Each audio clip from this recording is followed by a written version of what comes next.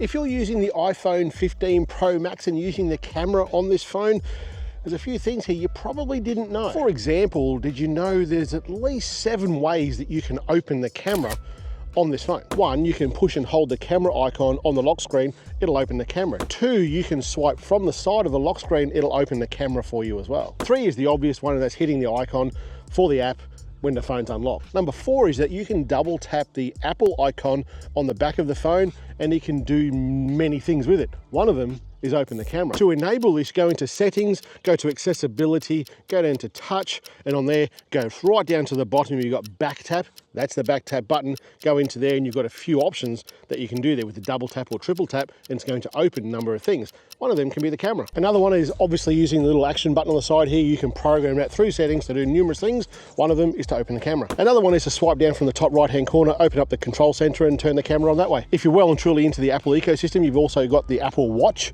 and you can control the camera from the watch. And if that's not enough, you can just say, hey Siri, open camera, and she'll open the camera for you. Now the camera's open, there's a couple of things in here that you may or may not know. One is touching for focus. If I touch on the screen there, it's going to focus, in this case here, on the camera where you are.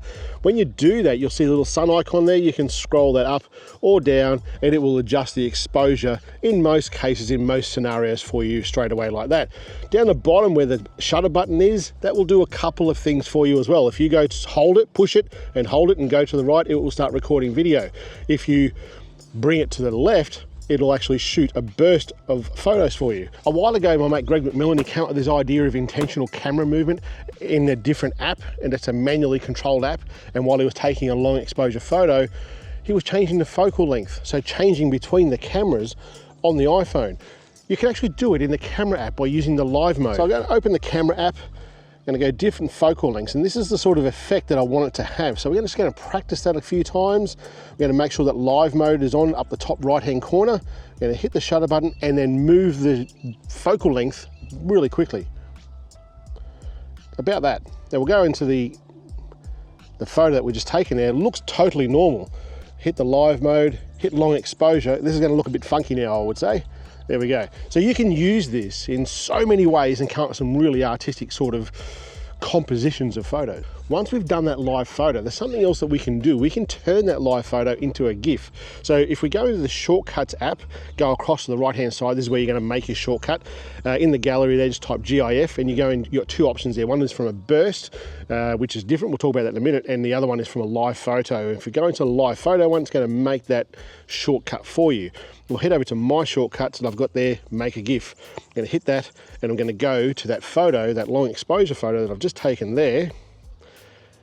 And there you go, it's made one. Next is astrophotography with your phone, taking photos of the stars. You can hold your phone up to the stars, turn the camera on, and just use the night mode that's there, that yellow button that comes up. And it's going to get a reasonably good photo when you hold it like this. It's going to give you 10 seconds worth of capturing stars. But it gets better. And it's going to get better if you use one of these. If you use a tripod, that 10 seconds turns into 30 and it lets you shoot so much longer. There are so many more things that you can do with this night mode and astrophotography. I've got a whole channel about it. Make sure you subscribe and I'll talk to you more about this sort of photography with your phone. A point of note with doing this: 1, a tripod's going to make it better. 2, shoot pro raw if your phone allows for it. And 3, find a really dark sky to do this. You're going to get much better results the darker the sky is. Get away from the towns, get away from the roads. You'll be sweet. Now that we've taken those night mode photos, let's have a look at them in the gallery. We can edit those photos from here. We'll do a quick edit, hit edit, hit the little magic wand there and see what it does. It does an okay job. I'm gonna go over the shadows, bring the shadows up a little bit, go to the sky, bring a bit of noise reduction in, and that'll do for now. Now I can actually save these edits, copy edits. And I'll hit done on that one there. We'll go back to the look at the photo that I took that was 10 seconds handheld, which is this one here, and you can see it's not really that great a photo compared to the 30-second one.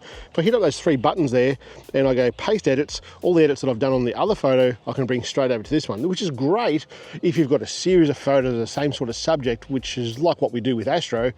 You can do it right here and save yourself a buckload of time. So I've just shown you 7 or 8 different ways to open your camera app. Are there any more that you know of that I don't know of? I'd like to know, because I kind of come across a few of those kind of by accident. I know a few of you guys are going to be asking about that tripod that I used stay tuned, subscribe, because I've got a review of that coming out later this week. Right guys, catch you later.